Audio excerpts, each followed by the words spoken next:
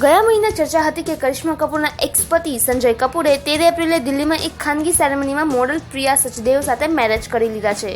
બહુ જલ્દી ફેમિલી અને ફ્રેન્ડ્સની સાથે ન્યુયોર્કમાં રિસેપ્શન પાર્ટી પણ હશે.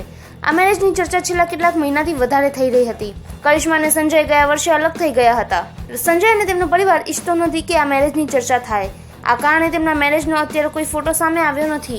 તેનું કારણ એવું પણ જણાવવામાં આવી રહ્યું છે કે કરિશ્મા સાથે તલાક થયા પછી સંજય કપૂર પોતાની લાઈફને ફરીથી લાઇમલાઇટમાં લાવવા માંગતા નથી. તમને જણાવી દઈએ કે સંજય કપૂરના ત્રીજા મેરેજ છે અને કરિશ્મા કપૂર સાથે મેરેજ પહેલા તેમના એક તલાક થઈ ગયા છે. સંજયના નજીકના મિત્રોએ જણાવ્યું કે સંજયનો પરિવાર મેરેજ વિશે વાત કરવા માંગતા નથી.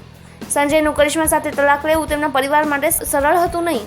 લોકોનું માનવું છે કે કરિશ્મા અને સંજયની વચ્ચે તલાકનું કારણ પ્રિયા સચદેવ છે. બોલિવૂડ અને પોલિટિક્સની લેટેસ્ટ ન્યૂઝ માટે અમારી ચેનલ સબસ્ક્રાઇબ કરો વિશ્વ ગુજરાત.